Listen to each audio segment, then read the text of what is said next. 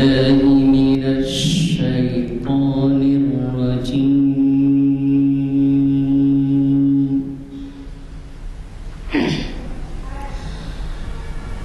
بسم الله الرحمن الرحيم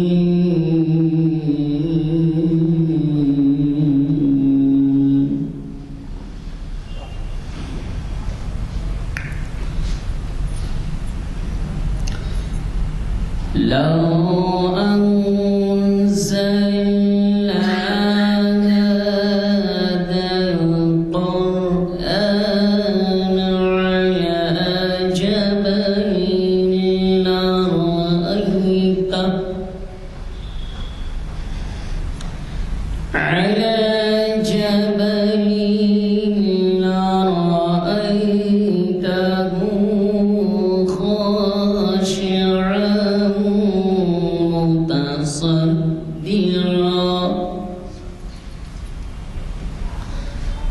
خاشعا متصدعا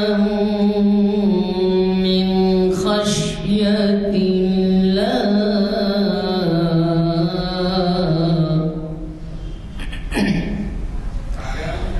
وتلك الأمثال نضربها للناس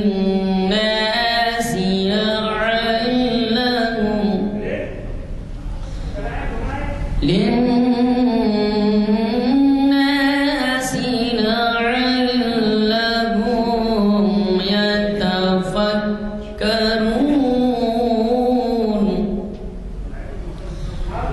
هو الله الذي لا إله إلا هو عالم الغيب والشهادة هو الرحمن الرحيم صدق الله العظيم. آج ہمارے درمیان الحمدللہ اسلام الدین صاحب مجاہد تشریف فرما ہیں. وہ پروفیسر ہیں اور عوام بیداری کے مختلف مقالے اور شہر میں انجام دیتے ہیں اور بہت ہی بیداری کی جان باز کوشش کرتے ہیں. وہ الحمدللہ اللہ تعالیٰ ان کی باتوں کو سب پہ اثر انداز کرے اور جو ہے جذبہ جو دین ہے وہ جو ہے یعنی سب کو جو ہے عام ہو جائے. آج ان کا ایک پیام جو ہے تاریخ اسلام کی 946ویں نشست کے لیے رکھا ہے آپ نے. اسلام اور جمہوریت جو بہترین وقت کے تقاضے کے مطابق ہے کہ جمہوریت میں اور اسلام کیا یہ ہے. تفصیل تو آپ ان سے بتائیں گے کہ آج جو ہے یہ ہماری کانفرنس ہال جامعہ مسجد عالیہ میں منعقد ہو رہی ہے. لیکچر ہمارا یہ اور یہ آج 22 تاریخ ہے اور یہ جو ہے 946ویں نشست ہے تاریخ اسلام کی. میں گزارش کرتا ہوں جناب مجاہد صاحب سے کہ وہ ہم سے مخاطب فرمائیں اور اسلام اور جمہوریت کے بارے میں مزید روشنی ڈالیں.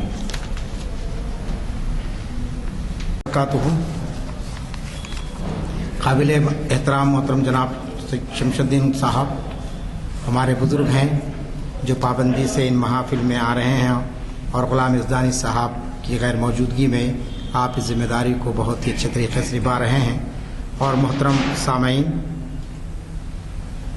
یہ اللہ تعالیٰ کا شکر ہے کہ اللہ تعالیٰ بہرحال ایک موقع ہم کو عنایت فرما رہا ہے اور یہ ہماری محافل جاری ہے.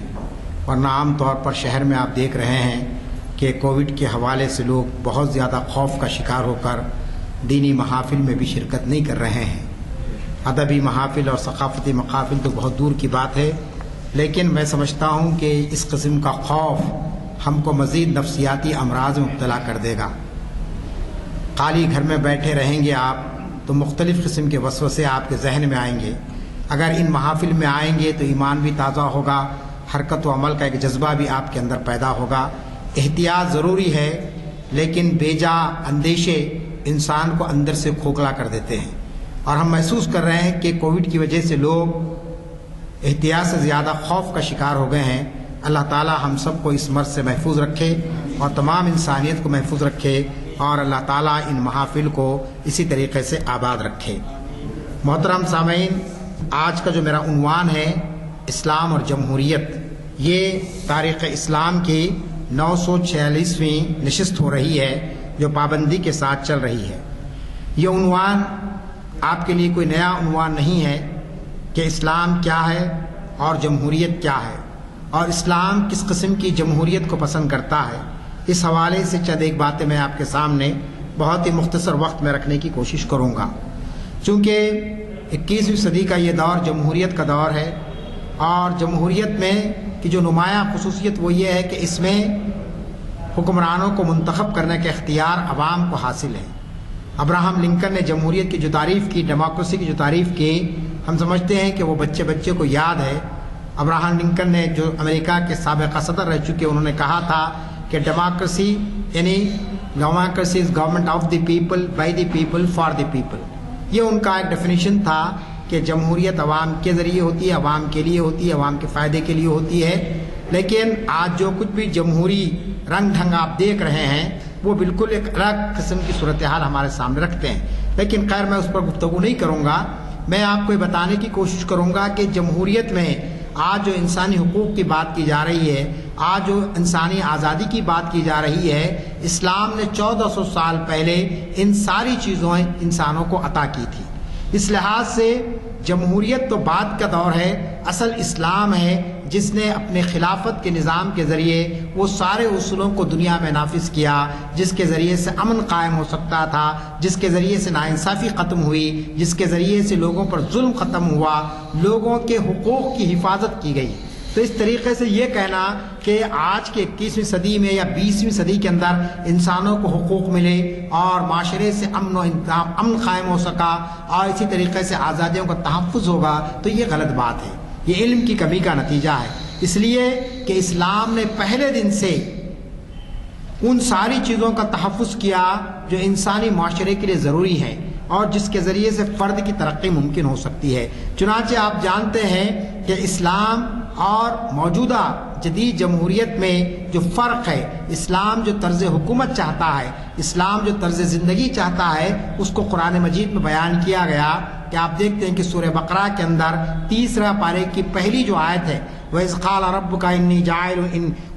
رَبُّكَ لِلْمَلَائِكَةِ إِنِّي جَاعِلٌ فِي الْأَرْضِ خَلِيفَةً، کہ اللہ تعالیٰ نے اپنے ملائکہ سے کہا تھا کہ اے ملائکہ، میں ایک ایسی مخلوق کو پیدا کر رہا ہوں جو میرے خلیفہ ہوگی زمین پر۔ تو اس سے یہ بات معلوم ہوتی ہے کہ اس کائنات کے مالک نے انسان کو دنیا میں خلیفہ بنا کر بھیجا ہے، اور خلیفہ مالک نہیں ہو سکتا ہے۔ خلیفہ کا کام کیا ہے کہ مالک کی جو امانت ہے اس کا وہ صحیح طور پر استعمال کرے۔ اسی طریقے سے حکومت کا معاملہ ہے۔ یہ جو جمہوریت ہے، اور جمہوریت میں جو بات کی جاتی ہے کہ اصل سورس عوام ہے، عوام ہی مقتدر اعلیٰ ہیں، یہ جمہوریت کی ایک تعریف ہے، ڈیفینیشن ہے کہ مقتدر اعلیٰ عوام ہے۔ لیکن اس کے معنی اس تناظر میں صحیح ہے کہ عوام مقتدر اعلیٰ کے معنی کہ عوام منتخب کرے اپنے حکمرانوں کو، قانون کے بنانے والوں کو، قانون کے نافذ کرنے والوں کو، لیکن جو قانون ہے، جو خالق نے جو قانون بنایا ہے، اس قانون پر مملکت چلے۔ یہ دراصل اسلام چاہتا ہے۔ اسلام ایسی جمہوریت نہیں چاہتا ہے کہ جہاں انسان اپنے آپ کو مالک کے کل سمجھے۔ فرعون نے، شداد نے، نمرود نے، انہوں نے یہ کہا تھا کہ ہم مالک ہیں، ہم خدا ہیں اور ہماری مرضی چلے گی، ہمارے پاس کسی اور کی مرضی نہیں چلے گی، کسی اور کا حکم نہیں چلے گا۔ لیکن اللہ تعالیٰ نے اس دور میں بھی انبیاء کے ذریعے ان کو پیغام پہنچایا۔ حضرت موسیٰ علیہ السلام نے فرعون کے سامنے یہی بات کی، نمرود کے سامنے حضرت ابراہیم نے یہی بات کی کہ تم خدا نہیں ہے، تم جو ہے نا خلیفہ ہے، اور اللہ نے جو قانون بنایا ہے اس قانون کو تم نافذ کرنا ہے، یہ اختیار تم کو دیا گیا۔ یہ فرق ہے اسلامی جمہوریت میں اور جدید جمہوریت میں۔ مغربی جمہوریت جو بات کر رہی ہے وہ یہ ہے کہ دا پیپل آر ساورن، کہ عوام مقتدر اعلیٰ ہیں، عوام ہی اصل ہے. عوام اگر یہ کہہ دے کہ بھئی یہ مسجد نہیں ہے یہ مندر ہے تو یہ مندر ہے. عوام یہ کہہ دے کہ یہ مندر نہیں مسجد نہیں یہ شراب خانہ ہے تو یہ شراب خانہ ہے. عقل انسان کی تسلیم کرے یا نہ کرے. اکثریت کا فیصلہ. جمہوریت جدید جمہوریت کا سب سے بڑا نقص یہ ہے کہ اکثریت جو کہہ دے گی وہ ہو جائے گا. لیکن اسلامی جمہوریت اس کی تائید نہیں کرتی ہے. اسلامی جمہوریت یہ کہتی ہے کہ پہلی بات تو یہ ہے کہ کسی انسان کو اس کی حیت کو بدلنے کا اختیار نہیں ہے. جو قانون اللہ نے دیا ہے اس قانون کو وہ زمین پر نافذ کرے, اپنی طرف سے اس میں کوئی اضافہ نہ کرے. تو یہ اسلامی جمہوریت اور جدید جمہوریت کا فرق ہے.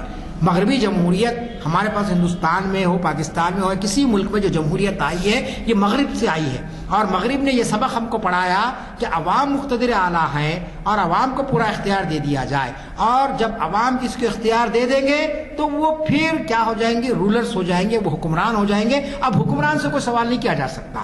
حکمران جو کہے گا وہ آپ کو کرنا پڑے گا. اب آپ دیکھتے ہیں کہ ہم 5 سال میں ایک مرتبہ ووٹ کا استعمال کرتے ہیں.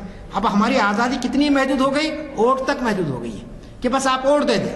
ووٹ دینے کے بعد کسی ایم ایل اے کے پاس کی ایم پی کے پاس جا کر آپ کہیں کہ صاحب میں نے آپ کو ووٹ دیا اور یہ مسئلہ ہے آپ اس کو حل کیجئے, تو بڑا آسانی سے ان کا جواب کیا آتا, جناب آپ ایک ووٹ نہیں دیے مجھے, میں آپ کے ایک ووٹ سے کامیاب نہیں ہوا ہوں, آپ کے خاندان کے 10 ووٹ سے کامیاب نہیں ہوا, اتنے حلقے کے اتنے لاکھ مجھے لوگوں نے ووٹ دیا ہے, جائیے آپ اپنا کام کیجئے. اس کی اسلام مخالفت کرتا ہے. اسلام یہ کہتا ہے کہ جب خلیفہ بن گیا کوئی شخص, عوام کا نمائندہ بن گیا, تو ایک عام آدمی کو بھی حق ہے سوال کرنے کا, پوچھنے کا. چنانچہ بے مثال یعنی تاریخ اسلام میں آپ کو کئی مثالیں ملیں گی کہ ایک عام آدمی بھی پورے مجمع کے اندر خلیفہ وقت سے سوال کر سکتا تھا. حضرت عمر رضی اللہ تعالیٰ عنہ کو بہت مشہور واقعہ ہے کہ آپ خطبہ ارشاد فرما رہے, ایک شخص اٹھا اور اس نے کہا کہ خلیفہ وقت میں آپ کا خطبہ اس وقت تک نہیں سنوں گا جب تک کہ آپ یہ واضح نہیں کریں گے کہ آپ یہ جھبا جو پہنے ہیں, اتنا کپڑا تو آپ کو بیت المال سے نہیں مل سکتا ہے کہ جس کی بنیاد پر اتنا لمبا چوڑا آپ جھبا سلا سکیں. حضرت عمر بکھر نہیں گئے, غصے میں نہیں آ گئے, کہا کہ ٹھیک ہے تمہارا سوال بھی بہت واجبی سوال ہے اور اس کا جواب میں نہیں دوں گا, میرا بیٹا جواب دے گا. چنانچہ بیٹے کھڑے رہے اور کہا انہوں نے کہ میرے حصے میں جو کپڑا آیا تھا وہ کپڑا میں نے اپنے والد کو دے دیا ہے, اس کی بنیاد پر آپ نے وہ جبہ سلایا ہے. تو یہ آپ بتائیے کتنا بڑا فرق ہے. 12 لاکھ مربع میل کا حکمران آج کے دور کا, اس دور کا خلیفہ چاہتا تو کہتا کہ اس کی گردن اڑا دی جائے کہ یہ شخص مجھ سے سوال کر رہا ہے. لیکن اسلام نے جو جمہوری نظام پیدا کیا, جو جمہوری اقدار تھے, وہ اقدار یہ تھے کہ ایک عام آدمی سوال کرے گا اور خلیفہ وقت کو جواب دینا پڑے گا, انتقام نہیں لینا پڑے گا, اس کو جیل کال کوٹری میں ڈالنے کی بات نہیں ہوگی, بلکہ اس کے سوال کا جواب دیا جائے گا اور اس کو مطمئن کیا جائے گا. چنانچہ وہ شخص مطمئن ہوا. تو یہ فرق ہے. کیا یہ تصور آج کی آپ جمہوریت میں کر سکتے؟ میں سمجھتا ہوں کہ کوئی شخص آج سوال کر لے تو کل کا طلوع ہونے والے سورج کو دیکھ بھی نہیں سکے گا, راتوں رات اس کا کام کر دیا جائے گا, اس کو ٹھکانے لگا دیا جائے گا, اس کی لاش بھی نہیں ملے گی. کیوں کہ یہ مزاج ہمارے پاس بن چکا ہے کہ حکمران سے سوال کرنا, قائد سے سوال کرنا گستاخی ہے, بے ادبی ہے, اور یہ جو ہے نا قوم میں انتشار پیدا کرنے والی بات ہے. جبکہ اسلام اس کی ہرگز جو ہے نا یہ نہیں کرتا. اسلام کی جمہوریت یہ ہے کہ کسی شخص کو آپ نے منتخب کیا ہے تو اس سے سوال بھی کیا جائے, اس کی غلط کارکردگی پر تنقید بھی کی جائے. آج تنقید برداشت نہیں ہو رہی. جمہوری حکومتوں میں دیکھیے وقت کے وزیر اعظم ہیں, 130 کروڑ عوام کی نمائندے ہیں, لیکن کوئی صحافی کچھ لکھ دیتا ہے, کچھ آپ سے سوال کرتا ہے, کوئی یونیورسٹی کا طالب علم آپ سے سوال کرتا ہے تو اسے لے جا کر تہاڑ جیل میں بند کر دیا جاتا ہے. یہ خوف کیوں؟ آخر اتنے بڑے ملک کا وزیر اعظم, دنیا کی سب سے بڑی جمہوریت کا وزیر اعظم, لیکن کہیں سے کوئی تنقید کی آواز اٹھتی ہے تو اس پر پابندی لگا دی جاتی ہے, غداری کا مقدمہ اس پر عائد کر دیا جاتا ہے.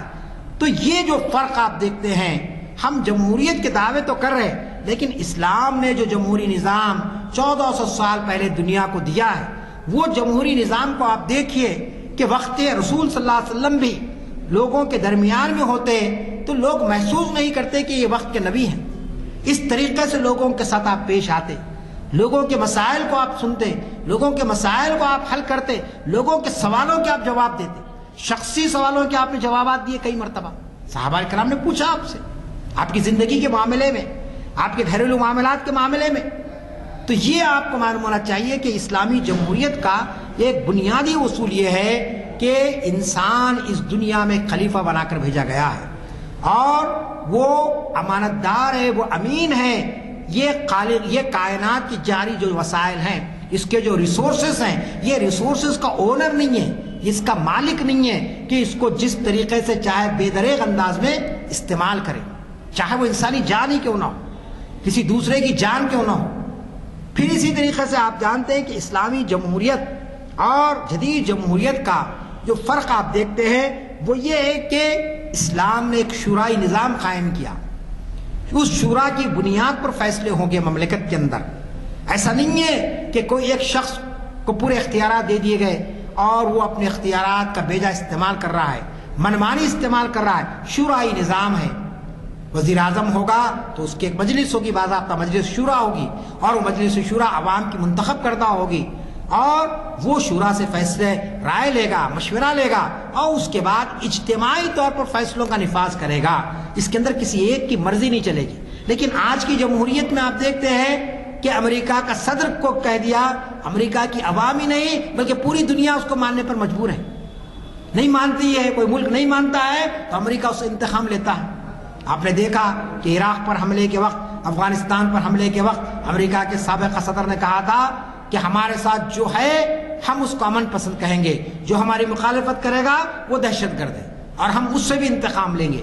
تو آپ جانیے ایک ملک کا صدر پوری دنیا پر حکومت کر رہا ہے، اپنی منمانی چلا رہا ہے، اپنے غلط فیصلوں کو لوگوں پر بزور طاقت مسلط کرنے کی کوشش کرتا ہے۔ تو یہ اسلام کا مزاج نہیں ہے۔ اسلامی جمہوریت میں مطلق العنانیت، ڈکٹیٹرشپ، آمریت، یہ کوئی تصور نہیں پایا جاتا ہے کہ کوئی شخص جو اسے کچھ کہہ دے اب ساری عوام جو ہے نا اس کو فالو کرنے پر مجبور ہو جائے۔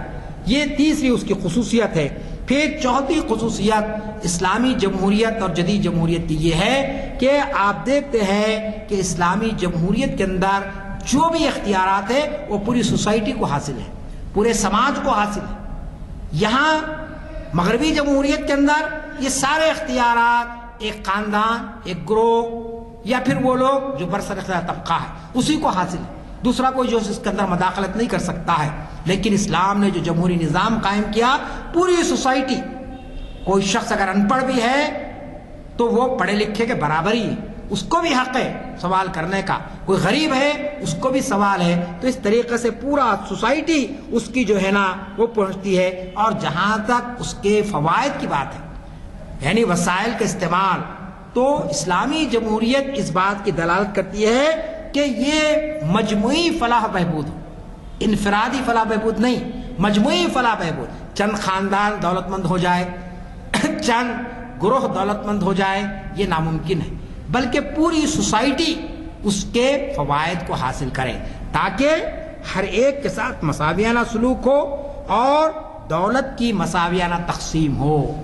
اگر آپ وسائل کو مرکوز کر دیں گے چند ہاتھوں کے اندر، جیسے ہندوستان کے اندر آپ سنتے ہیں کہ چند خاندان ہیں، 10 سے 12 خاندان جن کے پاس پوری قومی دولت ملک کی جمع ہے اور عام آدمی فخر و فاخر کی زندگی گزار رہا ہے، تو یہ دولت جو عوام کی دولت ہے یہ 130 کروڑ کے عوام تک آنا چاہیے۔ اسلام اس بات کی تائید کرتا ہے۔ چنانچہ آپ دیکھتے ہیں کہ خلفائے راشدین کے دور میں کہ کوئی ایسی مثال آپ کو نہیں مل سکتی ہے کہ صاحب مدینے کی سوسائٹی بہت ہی مرفہ حال تھی تو پھر دوسرے عرب کے علاقوں کی سوسائٹی بہت ہی معاشی طور پر بدحال تھی، نہیں، بلکہ مدینے کے لوگوں کی جو معاشی حالت تھی وہی حالت مکے کے لوگوں کی تھی، وہی حالت جو ہے نا دوسرے علاقوں کی تھی۔ تو اس طریقے سے دولت کی مساویانہ تقسیم اور انسانوں کا احترام اور پھر حقوق اور اختیارات کے معاملے میں کسی ایک فرد کا یعنی منمانی کرنا نہیں۔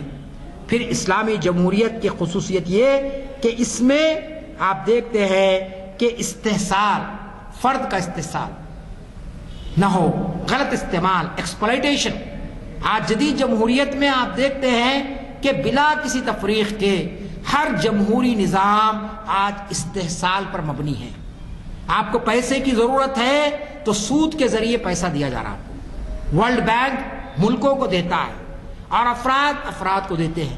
تو ورلڈ بینک جو سود وصول کر رہا ہے کروڑوں روپے کا، آج بھی ہندوستان سود کی لعنت سے نکل نہیں سکا، قرضے لیتے لیتے اتنا سود میں آ گیا ہے کہ ہم جو ہے نا وہ ادا کرتے کرتے حکومتیں ختم ہو جا رہی ہیں. افراد کو دیکھیے، بیچارے جو لوگ لیتے ہیں کچھ رقم تو ادا کرتے کرتے باپ کا انتقال ہو جاتا، بیٹا ادا کرتا، بیٹا ادا نہیں کر سکتا تو پوترا ادا کرتا. تو یہ استحصال، کسی شخص کی غربت کا استحصال کرنا، کسی شخص کی کسی مجبوری کا استحصال کرنا، کسی شخص کی ذات کا استحصال کرنا. ہمارے اپنے ملک میں کمزور طبقات کے لوگ ہیں بیچارے، کم ذات کے جس کو کہتے ہیں آپ، ان کا کیسے استحصال ہوتا رہا 200 سال سے، اور آج بھی ہو رہا. آج بھی جیسے وہ کسی اعلیٰ ذات کے مندر میں نہیں جا سکتے، کسی اعلیٰ ذات کے اسکول میں ان کا بچہ تعلیم نہیں حاصل کر سکتا ہے. خود مسلم معاشرے کے اندر بھی استحصال ہے. تو یہ جو جمہوریت کا نظام ہے، آج کی جدید جمہوریت، عصری جمہوریت میں آپ بات تو کرتے ہیں انسانی حقوق کی، آپ بات تو کریں یکساں حقوق کی، لیکن ہر جگہ پر آپ کو استحصال ہوتا ہوا دیکھیں گے. سیاستدان استحصال کرتا ہے عوام کا، ہتھیلی میں جنت بتا رہے، ابھی الیکشن ہو رہا ہے، کیسے کیسے دعوے ہو رہے ہیں، لیکن کل تک اقتدار ہاتھ میں تھا تو کس طریقے سے لوگوں کا خون بہایا گیا، قتل عام کیا گیا، لوگوں کا نسل کشی کی گئی. تو یہ عوام کو گمراہ کرنے کے لیے، عوام کو اپنی تائید میں لینے کے لیے استحصال کرنا، ان کی ذات کا استحصال کرنا، ان کی آپ کے جو ہے نا فرقے کا استحصال کرنا، ان کی اپنی شخصی زندگیوں کا استحصال کرنا. جبکہ اسلام میں دیکھیں گے آپ کہ اسلام نے جو خلافت کا نظام قائم کیا، اس کے اندر دور دور تک کہیں پر بھی آپ کو استحصال کا کوئی تصور نہیں نظر آئے گا. نبی کریم صلی اللہ علیہ وسلم نے یا خلفائے راشدین نے کبھی کسی فرد کا استحصال نہیں کیا، بلکہ ان کو عزت دی، ان کے مقام کو بلند کیا. حضرت بلال کی مثال ہمارے سامنے، آپ سیاہ رنگ کے تھے، کالے تھے، حبشے سے آپ آئے تھے، آپ کوئی شرفائے مکے سے آپ کا تعلق نہیں تھا، کوئی معزز قبیلے سے آپ کا تعلق نہیں تھا، لیکن آپ جانتے ہیں کہ حجۃ الوداع آپ جو ہے سو جب پہنچے فتح مکہ کے موقع پر تو آپ نے اذان دینے کا شرف کس کو عطا کیا؟ حضرت بلال کو کہا کہ آپ اذان دیجیے. تو یہ عزت اور احترام جو نبی کریم صلی اللہ علیہ وسلم نے دنیا کے سامنے پیش کیا، وہ اسلامی جمہوریت کا ایک نمایاں پہلو تھا. یعنی فتح کے موقع پر، عظیم الشان کامیابی کے موقع پر انسان کیا کرتا ہے؟ اپنے عزیز و اقارب کو، اپنے جان پہچان کے لوگوں کو آگے بڑھاتا ہے. لیکن فتح مکہ کے موقع پر، جبکہ ایک تاریخی دن تھا پوری انسانیت کے لیے، ایسے وقت نبی کریم صلی اللہ علیہ وسلم نے ایک عام صحابی کو دنیا کی نظر میں، ان کا بڑا مقام تھا حضرت بلال کا، مؤذن تھے وہ، اور جو اذان آپ دیتے تھے اس کی گواہی صحابہ کرام نے دی کس طریقے کی اذان ہوتی تھی وہ. تو اس طریقے سے مقام بلند کو آپ نے دنیا کے سامنے پیش کیا. تو یہ استحصال کے بجائے عزت اور تکریم، احترام انسان کا، یہ اسلامی جمہوریت کی خصوصیت ہے. پھر اسی طریقے سے آپ دیکھتے ہیں کہ اس نظام خلافت میں کوئی قانون بنتا تو لوگ بخوشی اور رضا اس قانون پر عمل کرتے، لیکن جمہوریت میں آج کی جدید جمہوریت میں قوانین ایسے بنائے جاتے ہیں جس سے حکمران طبقے کی مفادات کی تکمیل ہوتی ہے، عوام کے مفادات کی تکمیل نہیں ہوتی ہے. لہذا عوام اس قانون کے خلاف میں احتجاج کرنے پر مجبور ہو جاتے ہیں، سڑکوں پر نکل جاتے ہیں، اپنی جانیں دینا پڑتا ہے ان کو. اپنے حالیہ دنوں میں دیکھا کسان احتجاج کیے 380 ڈیز تک، 380 دن کس کو کہتے ہیں؟ ایک سال سے زیادہ، 360 دن تو سال کے ہوتے ہیں، 380 دن انہوں نے احتجاج کیا. کڑاکے کی سردی، گرمی، بارش کو انہوں نے برداشت کیا. کیوں؟ کہ حکومت نے ایک ایسا قانون بنا دیا جس سے ان کے لیے مسائل کھڑے ہو گئے، ان کا جینا دوبھر ہو گیا اور وہ نکل کر آئے. تو جدید جمہوریت میں قانون سازی کرتے وقت حکمران ایسے قوانین بناتے ہیں کہ جس کو لوگ مجبوراً عمل کرتے ہیں، دل سے عمل نہیں کرتے. لیکن نظام خلافت میں آپ دیکھیں گے کہ جو قانون بنتا تو لوگ اللہ کے ڈر سے، اللہ کے خوف سے اس پر عمل کرتے، خلیفہ کے حکم سے اس پر عمل نہیں کرتے. اور خلیفہ ایسے قانون نہیں بناتا جو انسانوں کے لیے تکلیف دہ ہوں، جو انسانوں کو نقصان دہ ہوں. تو یہ جمہوریت کا اور اسلامی خلافت کا ایک بہت نمایاں فرق ہم کو نظر آتا ہے. پھر اسی طریقے سے آپ جانتے ہیں کہ اسلامی خلافت اور جمہوریت کے اندر جو فرق ہے وہ یہ ہے کہ ایک مقولہ ہے کہ حکم اللہ علی الناس بالعدل. یہ اسلامی جمہوریت ہے کہ حکم اللہ علی الناس، اللہ کا حکم انسانوں پر عدل کے ساتھ، انسانوں کا قانون نہیں، اللہ کا قانون نافذ ہو، عدل کے ساتھ نافذ ہو انسانوں پر، جس کو آپ انگریزی میں کہہ سکتے ہیں کہ rulership of God and man with justice. یہ اسلام کا قانون ہے کہ انسان ایسی یعنی اسلام ایسی جمہوریت چاہتا ہے رولرشپ آف گاڈ ہو, اللہ کی حکمرانی ہو, اللہ کے قانون کو نفاذ کرنے کی بات ہو انصاف کے ساتھ. تو یہاں کسی انسان کی مرضی, اس کا اپنا حکم کوئی اہمیت نہیں رکھتا ہے. پھر آپ دیکھتے ہیں کہ اسی جمہوریت کے نتیجے میں پوری دنیا کے اندر امن بھی قائم ہوا, خیر سگالی کے جذبات بھی قائم ہوئے, محبت کے جذبات لوگوں میں پیدا ہوئے, اور پھر دنیا نے ایک ایسے نظام کو عملاً دیکھا کہ جہاں پر کسی کے ساتھ کوئی ناانصافی نہیں ہوتی تھی, کسی کے ساتھ کوئی ظلم نہیں ہوتا تھا. آج جمہوریت کو قائم ہوئے 200 سال ہو چکے ہیں. برطانیہ سے جمہوریت کا آغاز ہوا, جدید جمہوریت جو ہے, ورنہ 1400 سال پہلے یہ سارے اصول اسلام نے دنیا کے سامنے رکھ دیے کہ انسانی حقوق کی کیا اہمیت ہے, لوگوں کے ساتھ کس طریقے کا سلوک کیا جائے, ان کی آزادیوں کا تحفظ کیسے کیا جائے, سماج کے مختلف طبقے, عورتوں اور بچوں اور محروموں کے حقوق کیا ہے, ان کی حفاظت کیسی کی جائے. یہ باتیں تو 1400 سال پہلے دنیا کے سامنے اسلام نے پیش کر دی. لیکن جدید جمہوریت نے کچھ خوشنما الفاظ کے ذریعے ان الفاظ کی الٹ پھیر کر کے کہا کہ نہیں, ہم جمہوریت کے دعوے دار ہیں, ہماری وجہ جمہوریت دنیا میں آئی ہے, کسی اور کی وجہ سے نہیں آئی ہے. ٹھیک ہے, لیکن 200 سال کی جمہوریت کا اگر آپ تجزیہ کرتے ہیں تو یہ جدید جمہوریت, یہ مغربی جمہوریت کے لوگ کڑوے کسیلے پھل کھائے, اس کے ذریعے سے لوگوں کو زیادہ فائدہ حاصل نہیں ہوا. مغرب میں جو جمہوریت اٹھی آپ دیکھتے ہیں کہ بہت سے اصول بنائے گئے لیکن عمل کچھ نہیں ہوا. خاندانی نظام بکھر گیا وہاں پر, قتل و غارت گیری بڑھ گئی وہاں پر, لوگ ایک دوسرے کے حقوق کو تلف کرنے لگے. تو اس طریقے سے ہمارے لیے یہ ضروری ہے کہ ہم امت مسلمہ کے افراد ہونے کے ناطے ہم اسلامی جمہوریت بنام اسلامی خلافت کے اہم اصولوں کو دنیا کے سامنے پیش کریں اور یہ بتانے کی کوشش کریں کہ اسلام نے جو خلافت کا نظام قائم کیا وہی نظام دراصل آج کی انسانیت کے مسائل کا حل ہے.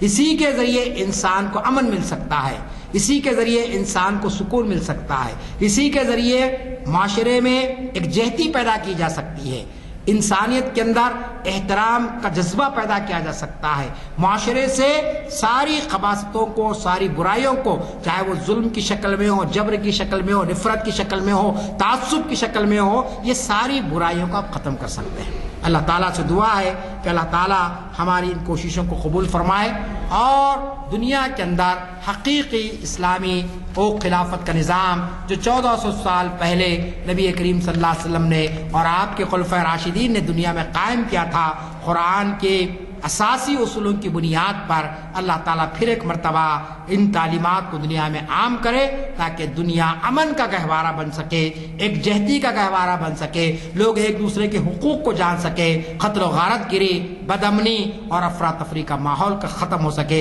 رب اغفر وارحم وانت خیر الراحمین وآخر دعوانا ان الحمد للہ رب العالمین.